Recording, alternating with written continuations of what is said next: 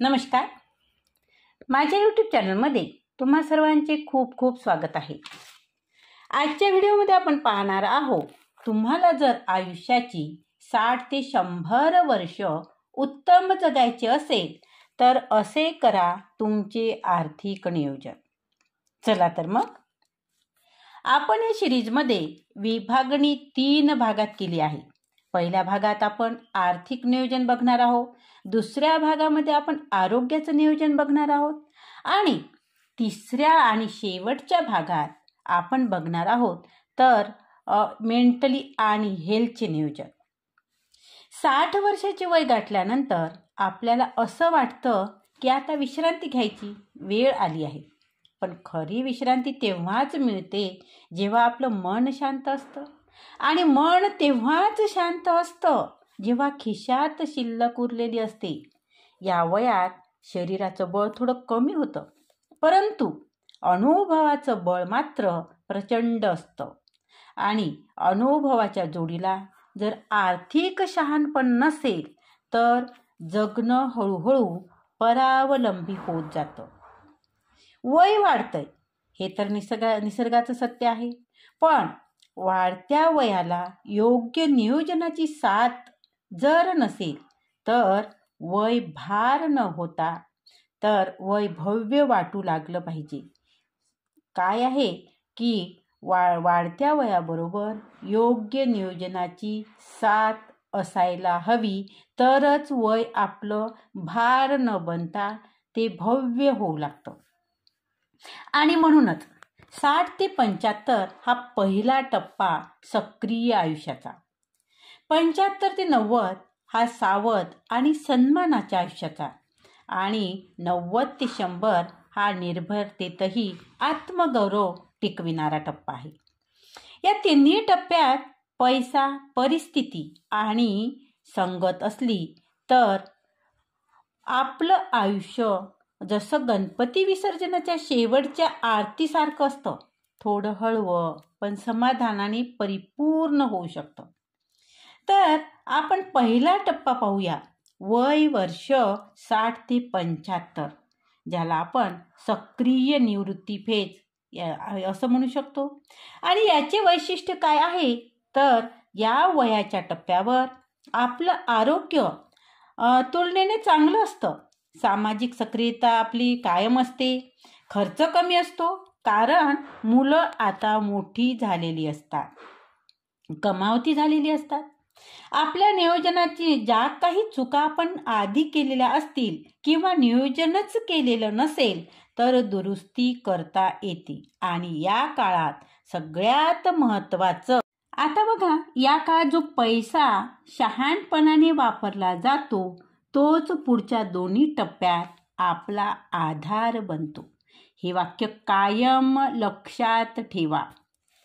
आता आपण याच 3 उदाहरणाच्या सह हे समजून घेऊ की आपण काय केले पाहिजे. पहिल्यांदा, ज्यांची आर्थिक स्थिती उत्तम आहे त्यांनी काय केले पाहिजे हे आपण समजून घेऊ. आता उदाहरणादाखल आपण पाहू, जसे की रमेश काका, ज्यांचं वय आता 63 आहे आणि ते एक निवृत्त सरकारी अधिकारी आहेत. 30 वर्ष त्यांनी सर्व्हिस केली आणि मग साधारणतः 20-25 लाखापर्यंत त्यांनी PPF, 15 लाखापर्यंत ग्रॅज्युएटी मिळाली आणि मग त्यांनी LIC, FD आणखी त्यांनी भाड्याची मालमत्तामधून दरमहा त्यांना 55,000 रुपये उत्पन्न मिळवलं. त्याचं नियोजन कसं केलं तर त्यांनी दीर्घकालीन आरोग्य विमा घेतला जो 25 ते 30 लाखाचा होता. आणि यामुळे काय होतं तर आरोग्य खर्च त्यांना त्यांचा करता येईल आणि एक मानसिक शांती राहते की अशी कोणतीही मेडिकल इमर्जन्सी आली तर आपल्याकडे त्यांची सोय आहे. हा आपल्या मनात एक प्रकारचा स्थैर्यता मिळते किंवा आपल्याला एक मजबूती, आपल्या मनाला मजबूती असते. तर या वयात होणाऱ्या हॉस्पिटलायझेशनसाठी हे योग्य कव्हरेज आहे. सध्याच्या ज्या काही ट्रीटमेंट आहे त्यांच्या खर्चाचे जे काही आकडे आपण पाहतो त्या हिशोबाने हे एक बेसिक अमाऊंट आपल्याला म्हणता येईल. दुसरं आपण ज्येष्ठ नागरिक जे काही बचत योजना आहे, SC सारखी योजना आहे किंवा 2023 पर्यंत वय वंदना योजना होती जी आता बंद झाली आहे. परंतु ज्येष्ठ नागरिकांनी सरकार अशा योजनाबाबत काही कोणत्या बंद करतात, कोणत्या परत चालू करतात त्याकडे मात्र कायम त्यांनी आवर्जून लक्ष ठेवून राहावं. कारण या योजना काही थोड्या काळासाठी येतात आणि आपल्याला माहीत होईपर्यंत त्या बंद सुद्धा झालेल्या असतात. जसं PMVY. परंतु आता ज्येष्ठ नागरिक योजना ही सुद्धा चालू आहे. SC मध्ये त्यांनी 15 लाख गुंतवले. दरमहा त्यांना 10,000 पेन्शनची सोय केली आणि नंतर रिटायरमेंट प्लॅनिंग सुरू करा. म्हणजे जसं की ट्रस्ट करा, वसियत करा किंवा power of attorney, senior citizen ID आणि त्याचे प्रिव्हिजन्सी वापरा. जे तुम्हाला रेल्वे, बँक, हॉस्पिटलमध्ये हे तुम्हाला प्रायोरिटी मिळवून देतील. कारण तो तुमचा अधिकार आहे, तो तुमचा हक्क आहे. तर आता विकत घ्या किंवा असेट रिचार्ज म्हणजे रिकामी पडलेली तुमची मालमत्ता विकून किंवा मॉर्गेज करून तुमच्या खर्चासाठी किंवा गुंतवणुकीसाठी वापरा. ज्याची आर्थिक स्थिती मध्यम आहे. उदाहरणार्थ बघू आपण आता जगताप काका, त्यांचं वय आता 62 वर्ष आहे आणि ते प्रायव्हेट कंपनीतून निवृत्त झाले.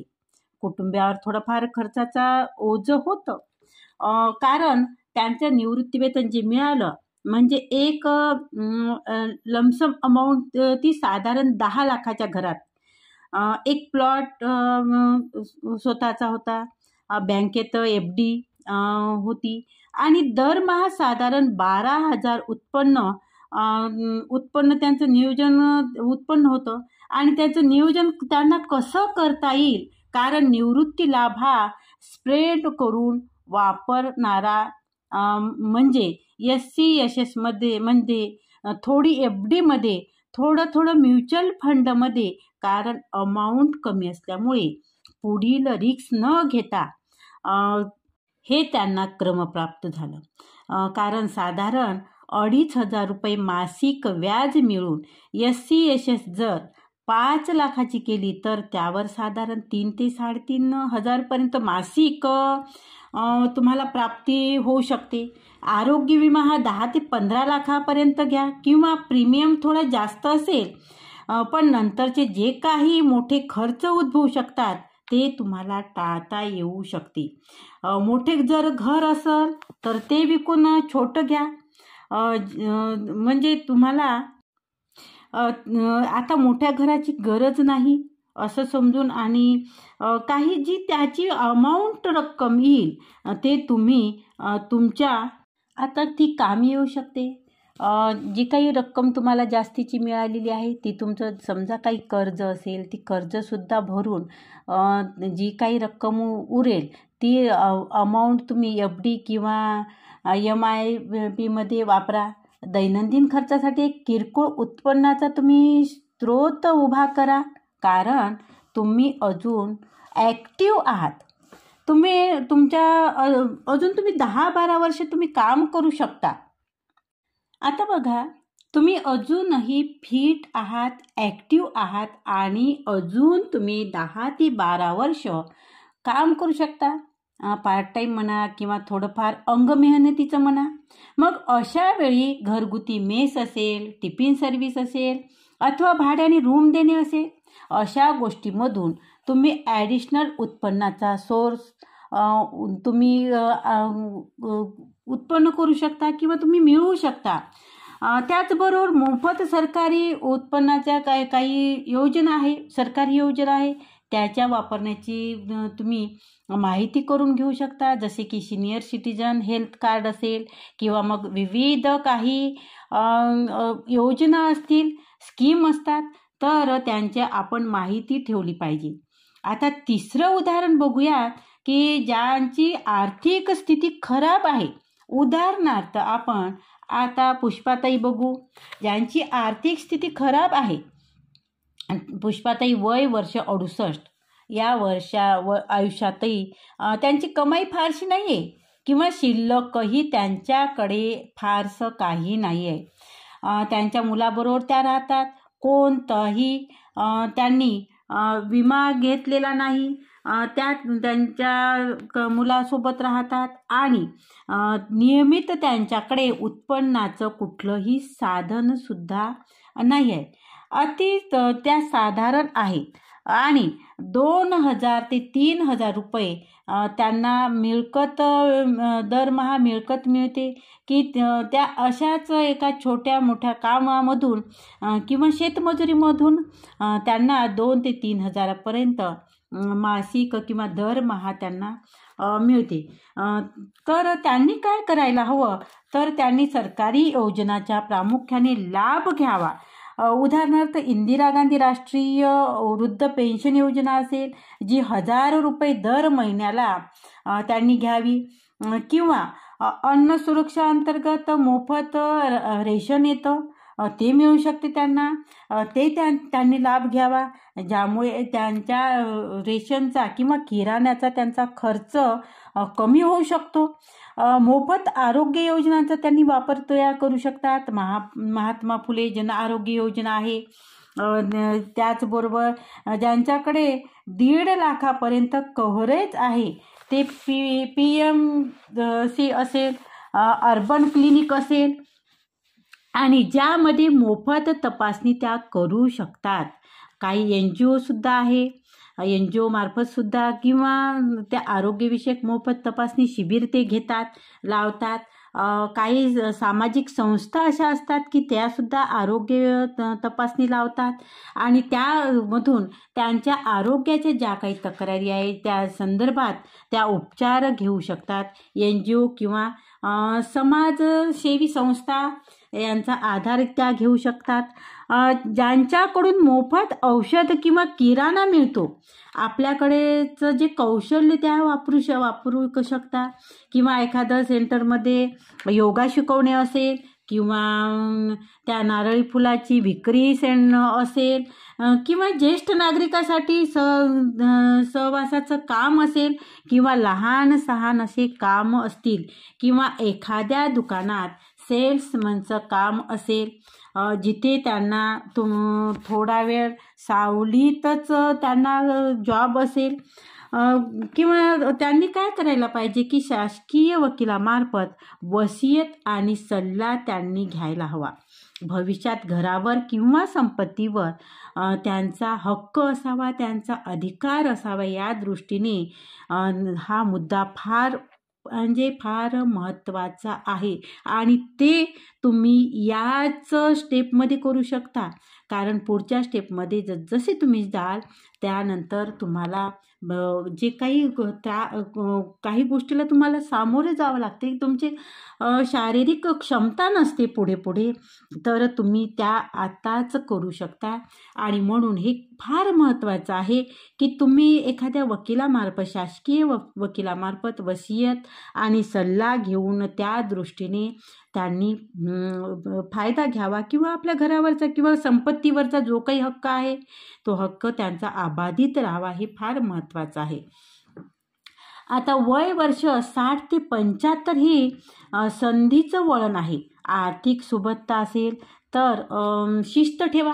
जर तुमच्याकडे आर्थिक बाबत तुम्ही आर्थिक गोष्टीने खूप मजबूत असाल, खूप सुबत्ता तुमच्याकडे असेल तर जगण्यात एक शिस्त असली पाहिजे. हे मुद्दाम असेल की मूल्य निर्माण करा आणि जर तुमची काही गोष्टी हालाखीची असेल तर त्याचा तुम्ही स्रोत वाढवा, असं स्रोत शोधा जे पुढच्या टप्प्यावर तुमचं स्वावलंबन नसेल तर निर्भरता तुमची बनवते किंवा तुम्ही निर्भर बनू शकता. आणि कोणाला ती निर्भरता कोणाला नको असते नाही का. तर आता बघू आपण ही दुसरा टप्पा, वय वर्ष 75 ते 90. आणि इथे आपण म्हणू की सावध निवृत्ती फेज, असं आपण इथे म्हणू. या टप्प्यामध्ये आपण वय धरलं आहे 75 ते 90. आणि याची वैशिष्ट्ये काय आहेत तर आरोग्य आपलं या टप्प्यामध्ये झपाट्याने बदलू शकतं. मेंदूची शक्ती, तुमची स्मरणशक्ती, इतर अवयवांची तुमची कार्यक्षमता कमी होण्याची शक्यता असते. त्याचबरोबर काय होतं इथे या वळणावर तर आर्थिक फसवणूक किंवा तुमची आर्थिक फसवणूक होऊ शकते किंवा तुम्ही अवलंबत्व दुसऱ्यावर अवलंबून वाढण्याचा धोका सुद्धा या टप्प्यामध्ये जास्त असतो. ते मग केअरटेकर असो, मदतनीस असो किंवा नातेवाईक यांची गरज आता ह्या टप्प्यावर तुम्हाला वाढते. त्यामुळे नियोजन जरा आर्थिक बाबत तुम्ही सावध करायला हवं, सावधतेने तुम्ही करायला हवं. नाही जर भावनिक गोष्टी संतुलित तुमच्या असायला, भावनिक दृष्ट्या तुम्ही संतुलित असावं लागतं तुम्हाला. ज्यांची आर्थिक स्थिती उत्तम आहे त्यांनी काय करावं, उदाहरणार्थ आपण रेखाताईचं घेऊ. त्यांचं वय आता 78 आहे. त्या विधवा आहेत आणि त्यांची दोन्ही मुलं परदेशात आहेत आणि स्वतःचं घर आहे. तर त्या SCSS मध्ये गुंतवणूक करू शकतात किंवा पुन्हा एकदा PMVVY मध्ये एखादी स्कीम सरकारने जर लॉन्च केली तर त्यामध्ये सुद्धा त्या गुंतवणूक करू शकतात. LICच्या पेन्शन प्लॅनमधून त्या मासिक 18,000 पर्यंत त्यांना मिळू शकते. त्या गुंतवणूक करू शकतात. 25 लाखाची FD आणि एखादा फ्लॅट असेल तर त्यांचं भाडं, त्यांना घर भाडं सुद्धा मिळतं आणि 15,000 रुपयापर्यंत त्यांचं घर भाडं मिळू शकतं. आणि हे नियोजन त्यांना करावं लागतं. पॉवर ऑफ अटर्नी नक्की तयार करावी. आधीपासूनच त्यांची तयारी त्यांनी करायला हवी. मुलं त्यांची भारतात नाही आणि त्यामुळे स्थानिक नातेवाईक कायदेशीर पॉवर ऑफ अटर्नी ठेवावी आणि गरज सुद्धा त्यांची आहे. काय आहे की कोणतंही आर्थिक निर्णय उदाहरणार्थ बघू आपण हॉस्पिटलायझेशन असो, अशामुळे काय होतं की ते सहज त्यांना करता येतं. हेल्थ विषयीची इमर्जन्सी असेल त्यामुळे त्यांनी आपलं काय करायला हवं, contact system Paytm health senior citizen mediclaim policy चालू ठेवलेली आहे. भाड्याच्या उत्पन्नाचा एक हिस्सा केअरटेकिंगसाठी वापरतात. त्यांनी एक मदतनीस ठेवला आहे जो औषध, डॉक्टर व्हिजिट आणि इतर काही किरकोळ जी कामे असतील ते त्यांना त्यासाठी त्यांनी एक व्यक्ती असा ठेवलेला आहे की त्याला सुद्धा त्यांना 8,000 रुपये द्यावे लागतात. दर महिन्याला त्या देतात. त्यातून त्यांचा खर्च होतो पण मनाला एक शांतता असते. मुलांनाही तिकडे निर्धास्त, मुलंसुद्धा तिकडे निर्धास्त राहतात. त्यांना निर्धास्त राहता येतं की आपल्या आईची काळजी घेण्यासाठी कोणीतरी एक आहे डेडिकेटेड माणूस किंवा एखादी व्यक्ती आहे जो त्या सतत त्यांची काळजी करतो किंवा त्यांच्या आईची ती काळजी करू शकतात. त्यामुळे ते तिकडे निर्धास्त राहू शकतात. फोनमध्ये त्यांनी काय करायला हवं की स्लॅम कॉल ब्लॉकर नक्की आवर्जून इन्स्टॉल करावं. जर समजा आपल्याला याची माहिती नसेल तर घरातल्या तरुण लोकांना किंवा मुलांना त्याबाबत विचारावं. हा स्कीम काय आहे, हा कॉल ब्लॉकर कसा डाउनलोड करायचा, कोणत्याही आर्थिक व्यवहाराला UPI पिन हा स्वतः लावला पाहिजे आणि स्वतःकडेच तो ठेवावा. म्हणजे स्वतःकडे म्हणजेच फक्त स्वतःकडेच ठेवावा. कारण मुलांसाठी वसियत किंवा जे काही दस्तावेज तयार करावी त्यामध्ये त्यांची बंगल्याची कायदेशीर वाटणी, रक्कम कोणाला किती द्यायची हे स्पष्ट करणे खूप गरजेचं आहे. ज्यांची आर्थिक स्थिती मध्यम आहे तर त्यांनी काय करावं, तर उदाहरणादाखल आपण बघू की शिरसाट काका आहे, त्यांचं वय आता 80 आहे आणि त्यांची पत्नी ऑफ झाले आहे आणि त्यामुळे त्यांचा जो एकुलता एक मुलगा तो पुण्यात नोकरी करतो आणि काका हे एकटेच असतात. त्यांना पेन्शन स्वरूपात 6,000 रुपये दर महिन्याला मिळतात. 5 लाखाची FD आहे आणि घर मात्र स्वतःचं आहे, पण ते रेंटिंग करत नाही किंवा ते रेंटनी ते देत नाहीत. तर त्यांनी नियोजन कसं करावं किंवा कसं करायला हवं, तर मुलांची आर्थिक स्पष्टता, मुलांसोबत त्यांनी आर्थिक स्पष्टता ठेवायला हवी. माझा खर्च मी पाहीन, पण वेळ जेव्हा येईल तेव्हा तुझी मदत मला जरूर लागेल, अशी स्पष्ट भूमिका त्यांनी ठेवायला हवी. ही स्पष्ट भूमिका त्यांनी घ्यायला हवी. त्यामुळे काय होईल की मानसिकदृष्ट्या तुम्ही स्वस्थ राहाल. मूलभूत खर्चासाठी FDच्या वापराचे नियोजन करा. काकांनी त्यांचं घर रेंटनी दिलं नाही, तर ते नियोजन कसं करतात ते पाहू. मुलांची आर्थिक स्पष्टता ठेवा. माझा खर्च मी पाहीन, पण वेळ आली तर मदत लागेल, अशी भूमिका घ्या. स्पष्ट भूमिका घ्या. त्यामुळे मानसिकदृष्ट्या तुम्ही स्वस्थ राहाल. मूलभूत खर्चासाठी FDचा वापरच नियोजित करा. वर्षभराचा खर्च 1 लाखाचा दर वर्षाचा असेल आणि साधारण बाजूला पडतो. उरलेली FD स्लो विड्रॉ पद्धतीने ठेवा आणि महानगरपालिकेच्या NGOद्वारे केअरटेकर किंवा काही सेवा असतात, त्या प्रत्येक आठवड्याला एक वेळा केअरटेकिंगची ही संस्था तिथे आरोग्य सेवेवर लक्ष द्या किंवा त्यांचा फायदा घ्या.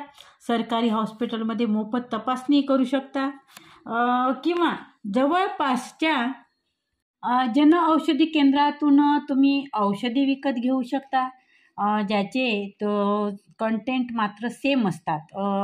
ते वृद्धांसाठी असणाऱ्या सवलतीकडे लक्ष देतात किंवा लक्ष त्याकडे द्यायलाही पाहिजे. निवृत्ती पेन्शनचे सदस्यत्व त्यांनी घेतलेले आहे. सांस्कृतिक कार्यक्रमांना ते हजेरी लावतात. सामाजिक सक्रियता जपतात. ज्यांची आर्थिक स्थिती खराब आहे त्यांनी आता काय करायला हवं हे आता बघू. तर या टप्प्यामध्ये 75 ते 90 वर्षाचा हा टप्पा असतो. तर आता बघूया. हे आहे आपल्या शांताबाई. त्यांचं वय आहे 84 वर्ष. त्यांचे मिस्टर ऑफ आहे. त्या विधवा आहेत. कोणतेही नियमित उत्पन्नाचा त्यांना स्रोत नाही. 2 भाडेकरूंच्या आधारावर कसं बसं त्या जगतात. त्यांनी नियोजन कसं करायला हवं. भाड्याने दिलेल्या खोलींचं किमान उत्पन्न त्यांनी सुरू ठेवावं. 2 खोल्यामधून त्यांना दरमहा 4,000 रुपये मिळतात. तेथे त्यांच्या जगण्याचा तो आधार आहे. आता जिल्हा परिषद, नगर परिषदच्या काही योजनांचा त्यांनी वापर केला पाहिजे. त्या योजना त्यांनी लाभ घेतला पाहिजे. म्हणजेच त्याकडे त्यांचं लक्ष असलं पाहिजे, माहिती ठेवली पाहिजे. त्यांच्या काही योजना असेल त्या मोफत त्या योजनेचा त्यांनी लाभ घ्यायला हवा. जसं की मोफत जेवण योजना असेल, वृद्धाश्रमातील हेल्थ चेकअप असेल किंवा दीनदयाळ भोजन योजना असेल, आरोग्य सेवा आहे, प्राथमिक आरोग्य केंद्र आहे, आशा सेविका यांचा उपयोग त्यांनी करायला हवा किंवा त्या करतात. घरपोच तपासणी होते, रक्तदाब, औषधी हे सगळं त्या सगळ्या याचा त्यांनी उपयोग घ्यायला पाहिजे. रक्तदाब रक्त चेक केलं जातं, औषधी दिल्या जातात आणि सिनियर सिटीजन डे केअर सेंटरला स्वतःला त्यांनी जोडून घेणे आवश्यक आहे. आता डे केअरमध्ये अन्न, औषधी, वाचन, गप्पा टप्पा ह्या सगळ्या गोष्टी तिथे सहज उपलब्ध होऊ शकतात आणि ज्यामुळे त्यांचं आरोग्य मानसिक आणि शारीरिक सुद्धा चांगलं राहू शकतं. कोणत्याही आर्थिक फसवणुकीपासून सुरक्षित राहायला पाहिजे. मोबाईलच्याद्वारे फ्रॉड कॉल येतात, त्या फ्रॉड कॉलपासून दूर राहायला पाहिजे. त्याला थारा न देणे, कारण एक झटक्यात तुमचं सर्व काही सेविंग हे लोक उडवत असतात. एक कॉल आणि त्या कॉलद्वारे तुमचं जे काही सेविंग असेल ते सेविंग ते उडवू शकतात. आणि काय होतं की आधार कार्ड आहे, ATM पिन आहे, हे कोणालाही देऊ नये. किती गैरसोय होऊ द्या तुमची, तरी मात्र गैरसोय झाली तरी सुद्धा हे कोणालाही तुम्ही देऊ नये. काही जवळच्या गोष्टी तुम्ही विश्वास नसलेल्या अविश्वासू लोकांच्या हातात ह्या गोष्टी देऊ नये. आता या वयोगटात कमवायचं नाही तर जपायचं असतं, कारण आता तुमचं वय झाल्यामुळे तुम्हाला कमावण्याची ताकद तुमच्यात नाही, शारीरिक मेहनत तुमच्याच्याने होत नाही आणि म्हणून आता फक्त जपण्याचं वय तुमचं आहे. जपायला पाहिजे. आपली मालमत्ता असो, आपले पैसे असो, आपला सन्मान असो, ह्या तिन्ही गोष्टी सुरक्षित ठेवण्यासाठी पूर्ण तयारी आणि सतर्कता या वयात लागते.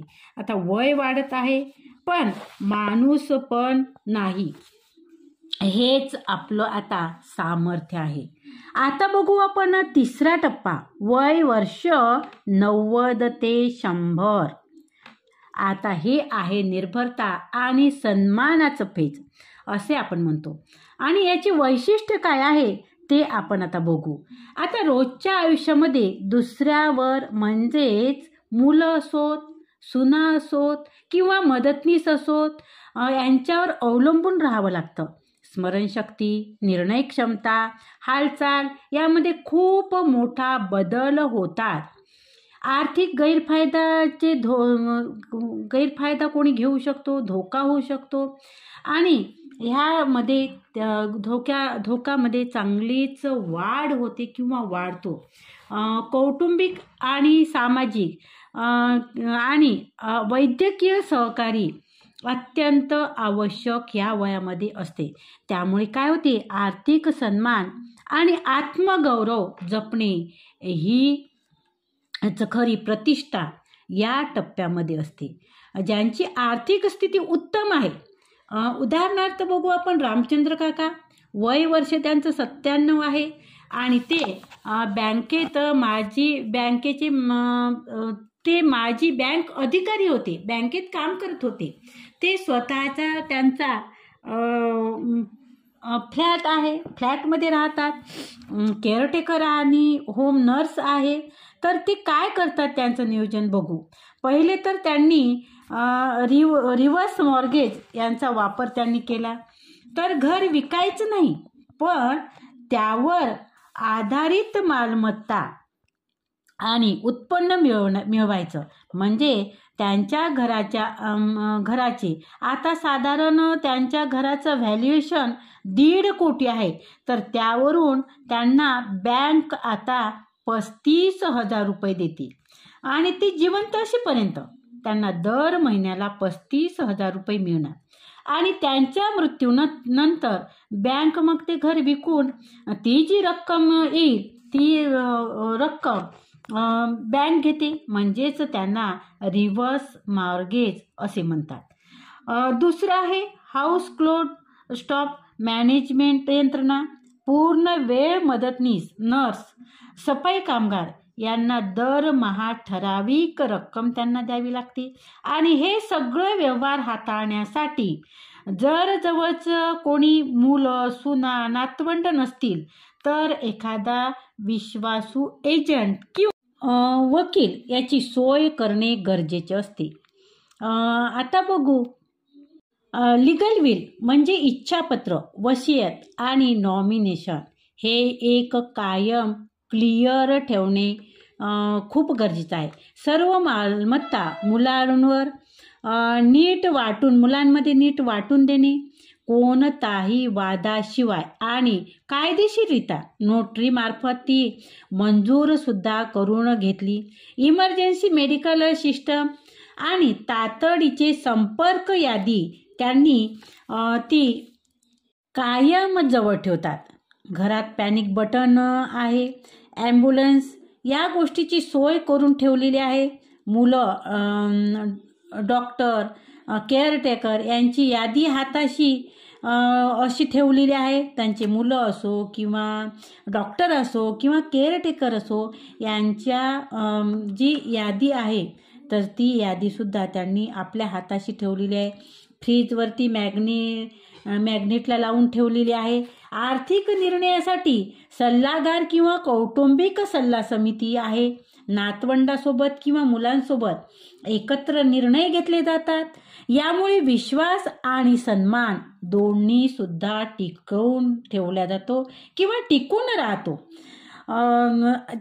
काय होते की ज्यांची आर्थिक आता बघू आपण की ज्यांची आर्थिक स्थिती आता मध्यम आहे. उदाहरणादाखल बघू आपण की नर्मदाबाई, त्यांचं वय वर्ष आहे 91 वर्ष आणि त्या निवृत्त शिक्षिका आहे, निवृत्त झालेल्या आहे. तर एका गावात तर मुलगा त्यांचा एका ठिकाणी एका गावात राहतो आणि काय होतं की तर त्यांची मुलगी शहरात राहते आणि त्यांच्यावर उपाय काय किंवा स्पष्टीकरण काय किंवा त्यांनी त्यांचं नियोजन कसं केलेलं आहे. तर वरलक्ष्मी विमा योजना किंवा पेन्शन स्कीमचा उर्वरित रक्कम LIC पेन्शन किंवा SCSS मधून अजूनही त्यांना मासिक रक्कम 4 ते 6 हजार पर्यंत मिळतात. त्या रकमेची त्यांनी केअरटेकरची गरज असेल तर ते आणि किराणा त्या भागवतात. आणि घर भाड्याने देऊन मिळणाऱ्या रकमेत एक खोली त्यांनी स्वतःसाठी राखून ठेवलेली आहे. की 3 BHK घरात 2 खोल्या भाड्याने त्यांनी दिलेल्या आहे. त्यामधून त्यांना 8,000 ॲडिशनल रक्कम दर महिन्याला त्या कमावतात. आणि स्वतःसाठी त्यांची एका खोलीत त्यांची स्वतःची व्यवस्था आहे. म्हणजे त्या खोलीमध्ये सर्व सोयी आहे.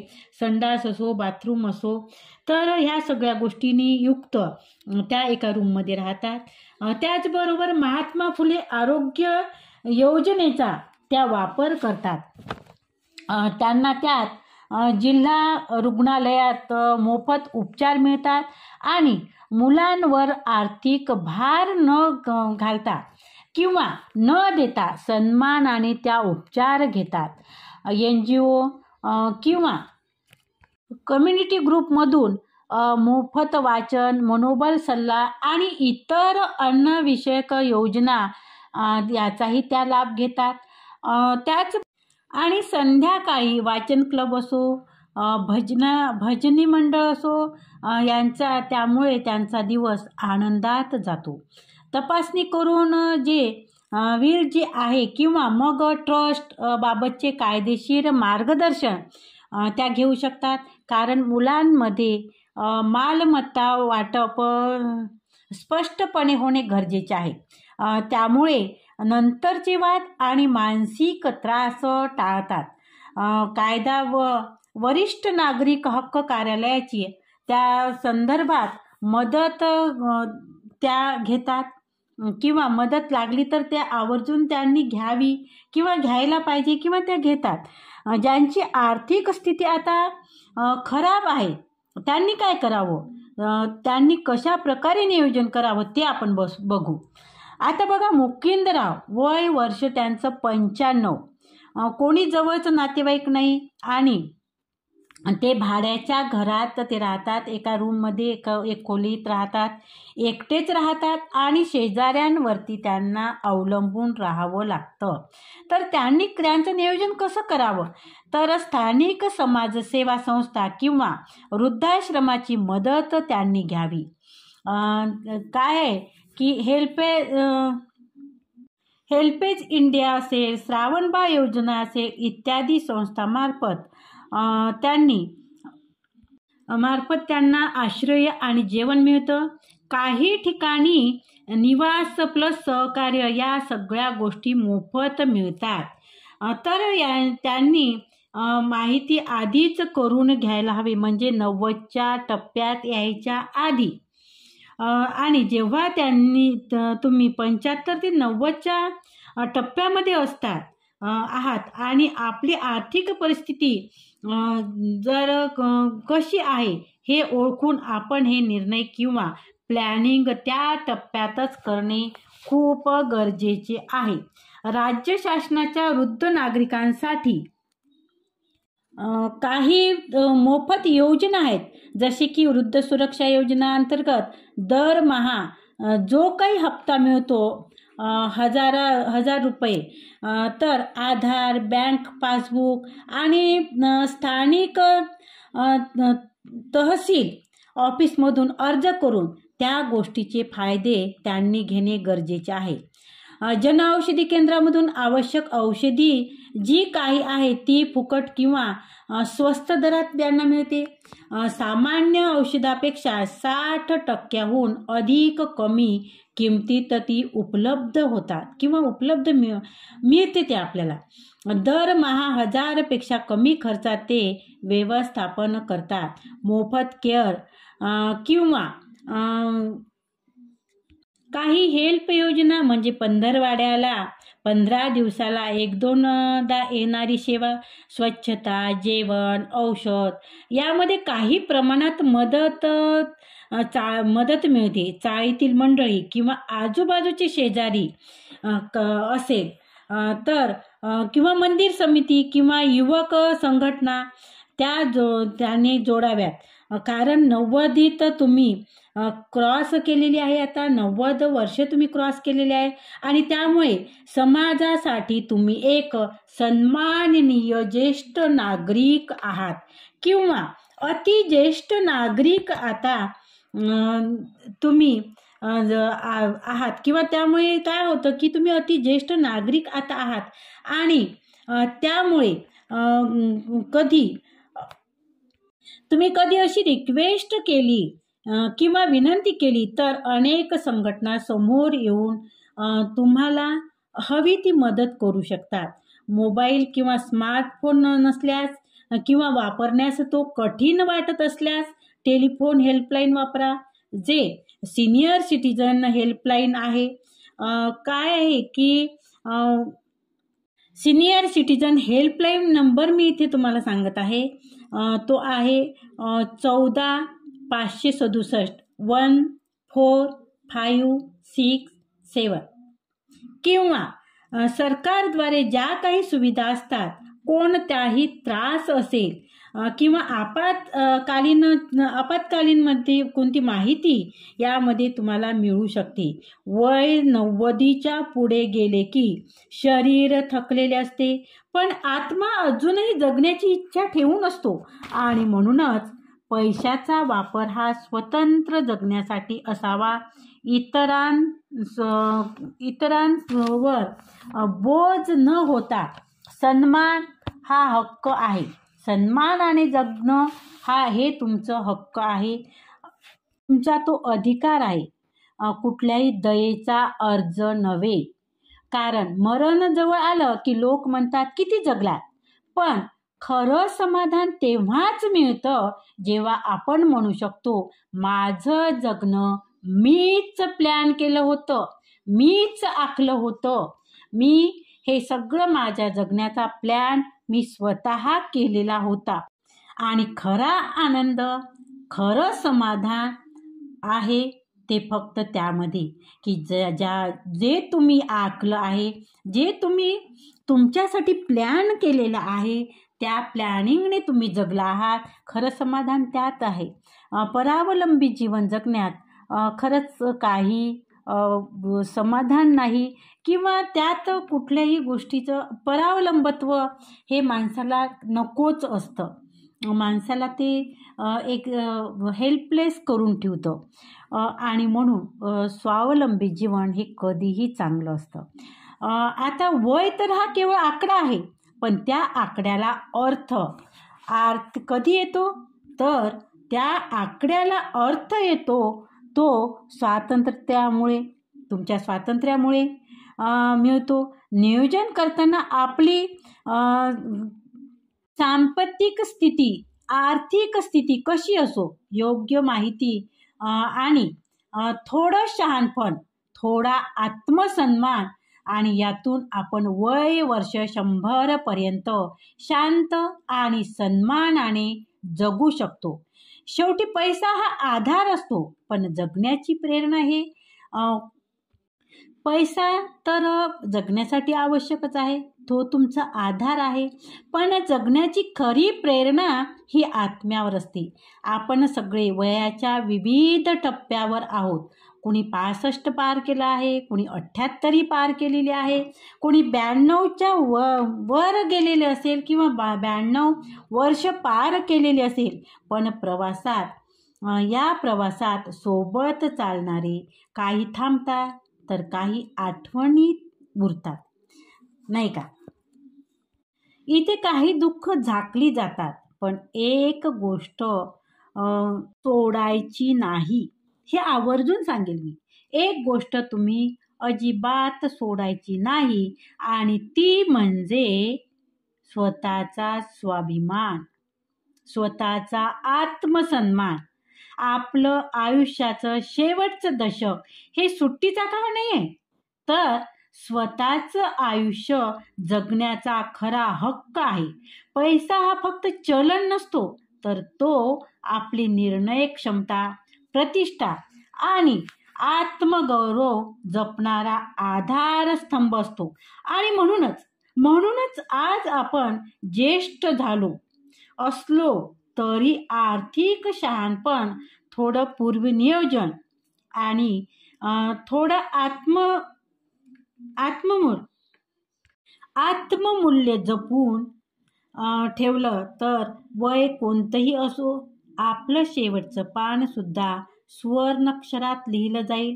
कारण शेवटी आयुष्याची गोष्ट मृत्यूवर संपत नाही, तर ती संपते मी समाधानाने जगलो या वाक्यावर. तुम्ही समाधानाने जर जगला तर तुम्ही शेवटपर्यंत तुम्हाला समाधान लाभेल, आयुष्याचं सुख मिळाल्याचं समाधान लागेल. आणि म्हणूनच शेवटी काय आहे की मी समाधानाने जगलो हे वाक्य खूप महत्त्वाचं ठरणार आहे. आणि म्हणूनच तुम्हाला तुमच्या आयुष्यासाठी खूप खूप शुभेच्छा. प्लॅनिंग केलं नसेल तर आज सुरुवात करा. वेळ झाला असेल तर जिथून वेळ मिळाला तिथून सुरुवात करा. आणि आज तुम्ही 90च्या घरात असाल तर जे काही तुम्हाला ह्या ठिकाणी जिथून कुठून मदत तुम्हाला घेता येईल तिथून तुम्ही मदत मिळवायला सुरुवात करा. कारण हे आयुष्य एकदाच मिळतं आणि आयुष्य सन्मानाने जगायला हवं. थांबते. हा व्हिडिओ तुम्हाला कसा वाटला, यातील मुद्दे जर तुम्हाला पटले असतील तर कमेंटद्वारे नक्की कळवा. आणि व्हिडिओला लाईक करा, शेअर करा. आणि चॅनलवर जर तुम्ही नवीन असाल तर चॅनलला सबस्क्राईब जरूर करा. आणि तुमचा एखादा अनुभव तुम्ही जरूर इथे माझ्याशी शेअर करा. धन्यवाद. खूप खूप धन्यवाद.